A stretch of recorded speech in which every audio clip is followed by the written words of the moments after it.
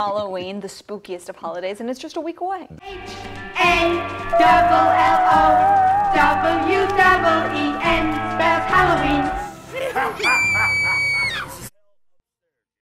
It's the spooky time of year again, Halloween, and it's just a bunch of innocent fun, isn't it? Well, maybe not.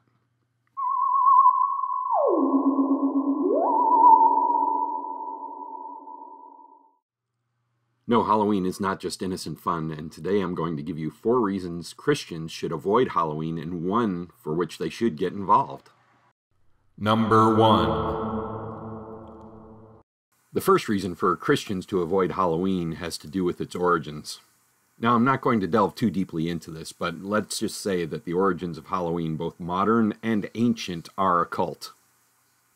Now, there's a lot of controversy and misinformation regarding the origins of Halloween, and it's difficult to say what's true and what isn't true, but we do know some things about it.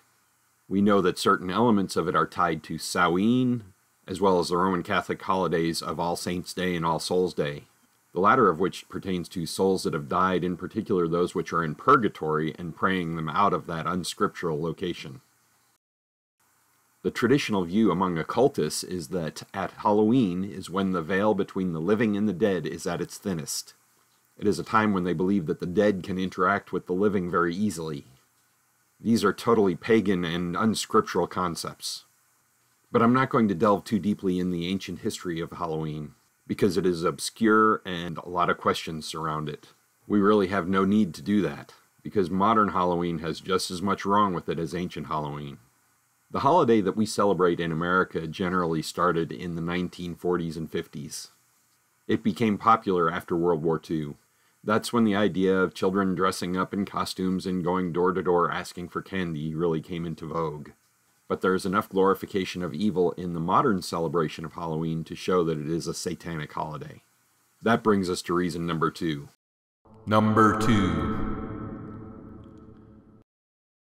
The second reason Christians should not be involved in Halloween is that its traditions glorify evil. Much of Halloween centers on witchcraft, communication with the dead, undead creatures, and monsters, not to mention blood, gore, and horror. Just walk down a street in your neighborhood and look at all the decorations people put up for Halloween. What do they depict? These pictures are from a street here in Louisville. Again, you see the dead, the undead, aliens, monsters, vampires, vampire bats, werewolves, all kinds of things that glorify wickedness and evil. Halloween is the day our nation chooses to glorify death. What is another Halloween tradition but scary movies? Turn on the TV or go to the movies during this season, and what are you going to see? Horror movies. Oh, it's alive! It's alive! It's alive! Now, I'm probably showing my age here, but there were a few movies that really demonstrate this. Friday the 13th, Halloween, Nightmare on Elm Street. All of these movies glorify the assailant. We all know who Freddy is. We all know who Jason is. We all know who Michael Myers is. People go to these movies to see those characters, not the protagonists that are standing against them. Let's move on. Number 3. The third reason for Christians not to get involved in Halloween is that replacement doesn't change the meaning of the day. What do I mean by that? Very simply, we ought not be doing trunk or treat, or parading around in costumes because there's something positive like a princess or a video game character. Slapping a Christian label on something does not make it Christian. People try and do this with music and all kinds of other worldly activities. There is nothing Christian about Halloween. You're not going to find a Satanist celebrating Easter, and Christians shouldn't be celebrating Halloween either. Number 4. The fourth reason Christians shouldn't celebrate Halloween is because it's actually a dangerous holiday. Crime rates and occult ritual activities always spike during Halloween. We have alarming information on this Halloween. The city of Los Angeles sees an average of 150 more crimes on this day than normal, and that's a 26% increase, and we've created...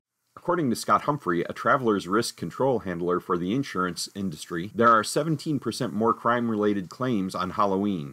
A professor from Northeastern University believes violent crimes increase by as much as 50% on Halloween, which is 2 times the daily average. In an article by EMC Security discussing crime spikes on Halloween, they say the following. Anytime alcohol use increases as it does on Halloween, as well as New Year's, the 4th of July, and even Christmas, so do the chances of crime and accidents. The National Highway Traffic Safety Administration found that on Halloween nights between 2009 and 2013, over 40% of deaths caused by a vehicle involved a driver who had been drinking. Parties where alcohol is served are common, and as harsh as it sounds, when the roads are wet and the streets are more crowded than usual, the chances a drunk driver will hit and injure someone are much higher.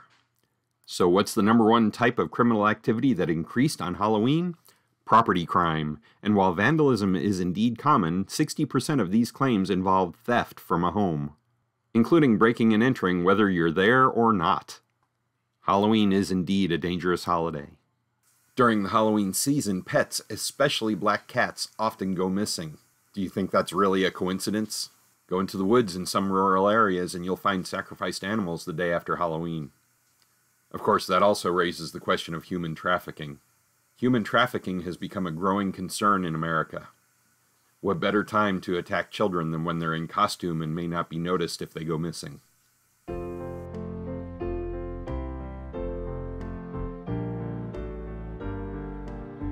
So I want to say there is one tradition that I believe Christians should be involved in terms of Halloween, and that is handing out things at your door. And there's a reason for it. If someone comes to my door or knocks on my door and asks me for something, they're going to get the gospel. So if the little goblins and princesses come to your door, hand them out gospel tracts, especially ones in comic book form like Chick Tracts. In fact, Chick Tracts has a really good one called Happy Halloween that gives a clear presentation of the gospel. When I've handed out these tracts in the past, the kids were much more excited about receiving a comic book than they were about the candy, but you want to give the candy as well. This is not an endorsement of Halloween. This is simply an opportunity to give out the gospel in a manner that people will receive it. Some people like to go out and hand out tracts to trick-or-treaters on the street, but I don't recommend that. To me, that's getting a little bit too involved in the revelry of Halloween. Just let them come to you. There you have it, 4 reasons not to get involved in Halloween and 1 activity you actually can do on that night. We need to be very careful about holding hands with the world. Don't be going out and participating in any of its activities. Let people come to you and give them the gospel.